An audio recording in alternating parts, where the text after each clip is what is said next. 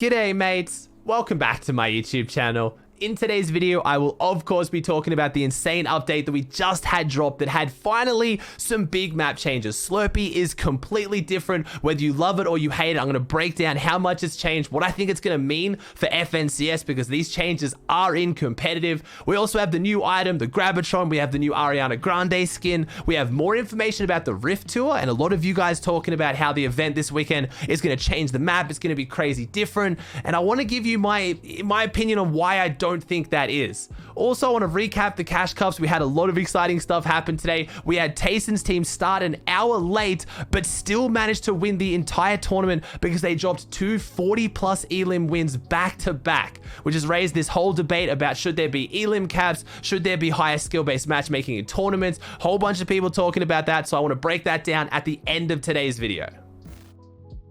Kicking off with the biggest change of the update, Slurpee Swamps. If you haven't got a chance to look at it, don't worry. I got a bunch of background footage here of me just running around and taking a look at it. Yeah. It's very different. There is a massive low gravity zone around the entirety of Slurpee, which goes all the way to sky limit. Also, as you can see, Slurpee is a little bit different. You've got the main building of Slurpee like hovering and floating in the air. You have launch pads all around it. You have so many IO chests. For people who think this is a nerf to Slurpee, it's a massive buff to Slurpee. Let me finish though. I think this is now unarguably, or maybe with Believers Beach and Corny, this is definitely top 3, if not the best drops on the map right now, because you have the same amount of loot. There's a little bit missing in the main building, but there's still more than enough. You add on the fact that I think there's now 6 new IO chests, 3 groups of 2 around the map. There's one towards Hydro, one towards Weeping, and then one towards the shacks at the back, with launch pads and these new like slipstream kind of low gravity launcher things that are in there that you can now use to get around. You now get full shield. You can loot insanely quickly. You can grab all the IO chests and all the loot you normally have at Slurpee.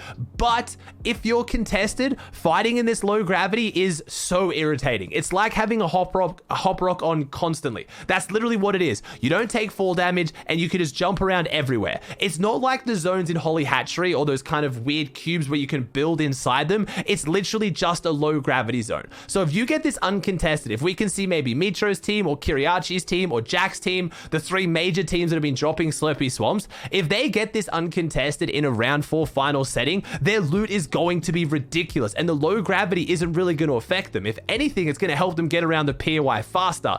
But if you want to contest one of these teams, you're up for a very interesting fight. I mean, I'm sure these teams will adapt to it and they'll learn how to fight around it, but it's going to be irritating. And my biggest concern of all, what happens when an end game goes through here? And I know what you're thinking, oh, Slurpee Swamps is kind of towards the edge of the map.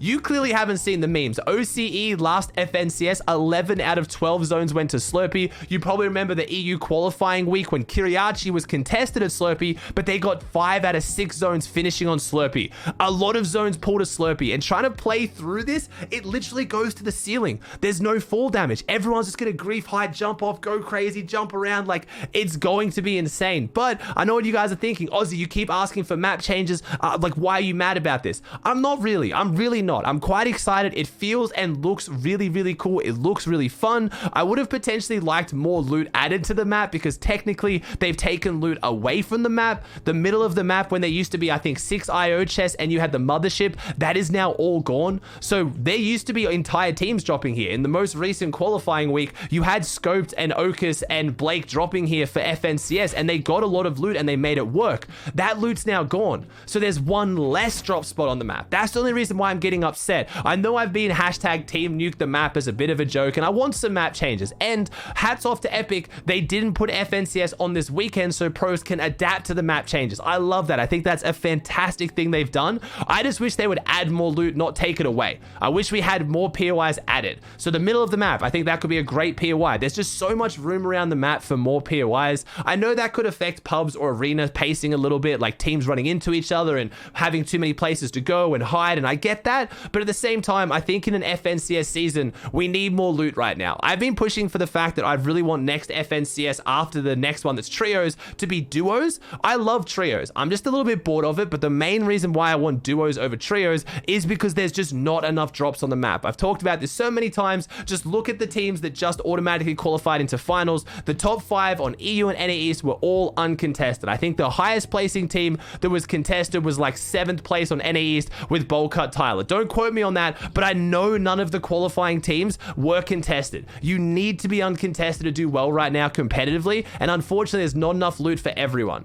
But it looks fun. This map change is fun. Slurpee is really cool to fight at right now. It's in arena. It looks interesting. So overall, the feel of it feels nice. I've been asking for new biomes. This feels a bit like a biome. The slurp water is kind of going up into the sky. There's like floating bits and pieces. The low grav area is all rainbowy and it has a cool effect to it. It's fun. Definitely drop there for a little bit and try it out.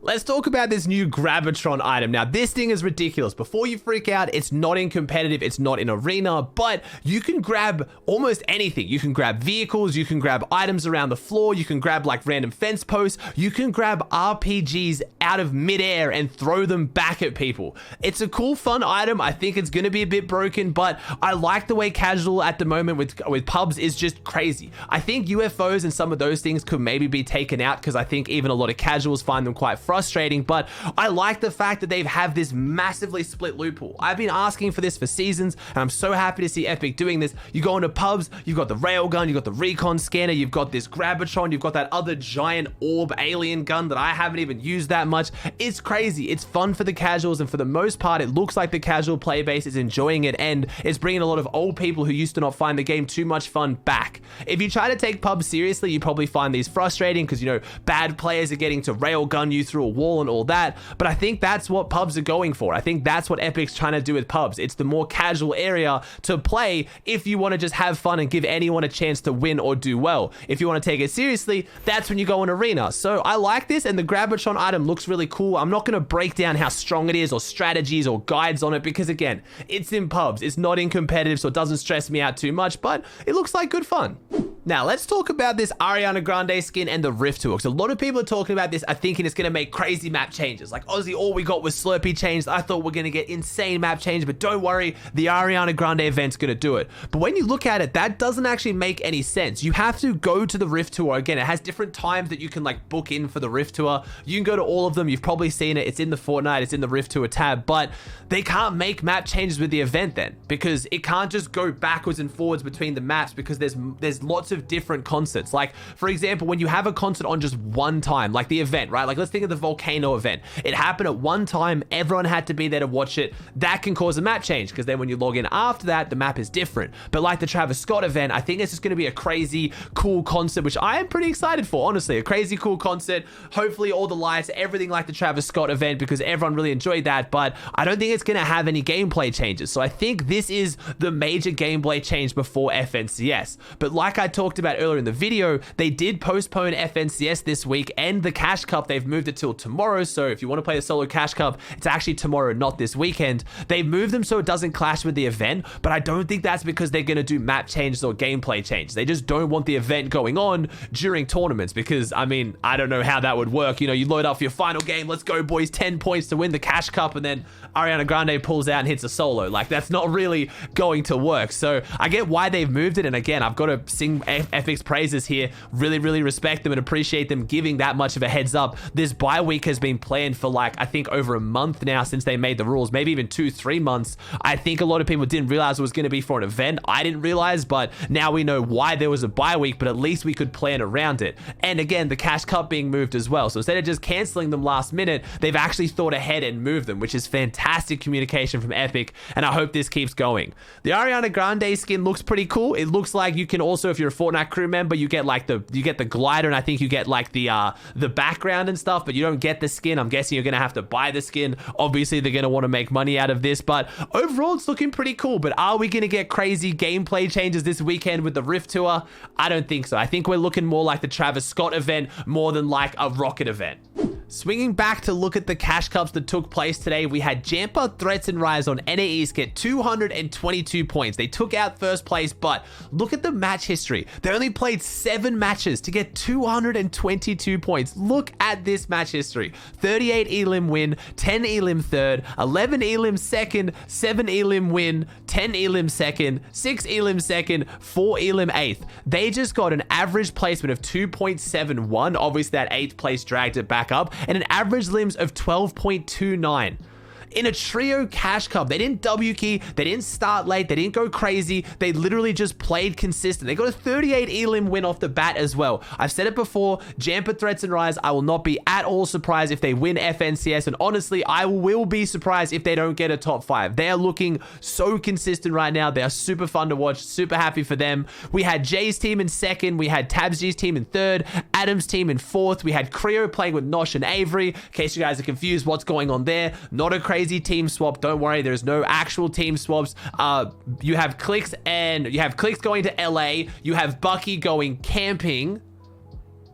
Expect a video on that in a few days. I'm not going to go too much into that one.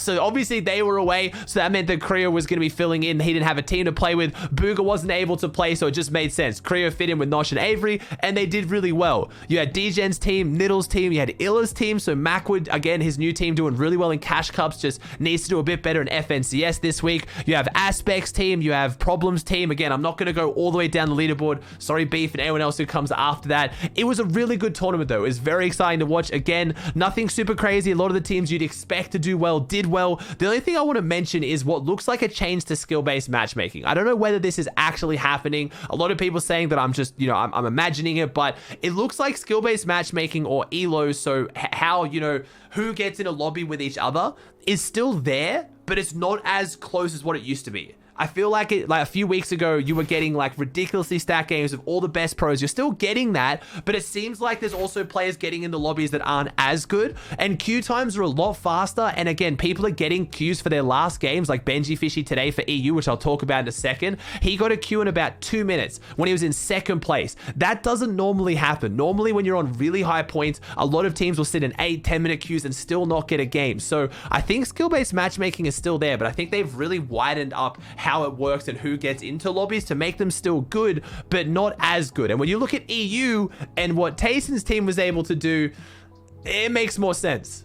You had Vino, Tayson, and Reason get 246 points in 9 games with 3 wins, but they kicked off an hour late. Their first game finished at an hour and 10 minutes into the Cash Cup because Reason was having internet issues. So they got a 40 elim first and then a 47 elim first back-to-back in their first 2 games, proving that you can still late queue tournaments. That proves my point that skill-based matchmaking is still very clearly in the game, because you can start late, get in the bad lobbies, and still dominate so much harder than when you get in the good lobbies, but they were still dropping pretty good frags towards the end. So I don't know. It's going to be interesting to see. I could just be imagining it. Hopefully Epic makes a statement. Again, this is the kind of thing that I don't think people should be guessing about. They should be more like straight up about. But look at this match history. After those 2 40+ bomb wins, they got a 1 elim 23rd, but only 7 minutes. Not a terrible game, but their worst of the day. Then an 11 elim second, 13 elim second, 5 elim 24th, but again, less than 5 minutes. Who cares? Then a 2 elim 28th, less than 2 minutes. Who cares? 1 elim 30th, only 1 minute. Who cares? And then an 11 elim win. So as much as they didn't have, this insane consistency the Jampers team did, they had a really, really good match history that suited the playstyle of Cash Cups. It doesn't matter if you go down early, if you got games to spare, as long as they're fast games. And that last game was so exciting. They went into the last game with Benji Fishy's team in second, not too many points behind them. There was Savage's team in there, who I think was in 4th or 5th. Again, not too many points behind them. It was super exciting. Unfortunately, Benji Fishy's team did go down early, which did drop them right down on the leaderboard. They were in second going into that game, and then they came 4th overall. We had Kinzel's team in second on 220. We had Shaggy's team in third. Again, Benji's Fishy's team in 4th. We had Wolfie's team in 5th, doing really well in Cash Cups. Again, just not quite pulling it together for FNCS, but I have high hopes for them. We had Steelix's team, Kami's team, High Chris's team, Refsguard's team. We then had Fireband's team, or Lucia's team. Again, not going to run the whole leaderboard. Sorry, Endlix's team and below, but EU was super exciting, but it raised that whole issue again of, should you be able to late queue tournaments? Should tournaments lock you after 30 minutes? How should skill-based matchmaking work? Should there be an elimination cap? A bunch of pros now asking that there should be a cap on elims. You shouldn't be able to drop 2 40-bomb elim games back to back and get, pretty much first place by starting, 2 hours late or an hour late, and then 2 hours in, you're in first place. But again, a lot of people are saying, look, to drop that many elims is impressive. I agree. I don't really know my stance on this. I don't like putting in a limb cap on games. If you're popping off your frag and you have momentum, you should be able to get as many points as you can. But at the same time, I don't really agree with late queuing when you just verse bad players and drop really high elim games. It does make the cash cups feel a bit more like you're playing a system. Like the best team isn't winning. It's the team that, you know, played the system the best. The one that started late and, you know, waited to queue so they could get easier games. You know what I mean? It doesn't feel as good. But hey, I mean, if Rezon wasn't having internet issues and Tayson's team started on time, based on their history at the moment, there's a very good chance they still would have won anyway. I'm not trying to take it away from them. They are absolutely ridiculous right now. Alright guys, that does it for another video. I hope you enjoyed it. If you did, please chuck a like on it. Let me know in the comments section down below your thoughts on anything I talked about today. If you haven't already, please subscribe to the channel. It would mean the world to me. Thank you so much for watching. I hope you enjoyed, and I'll see you in the next one.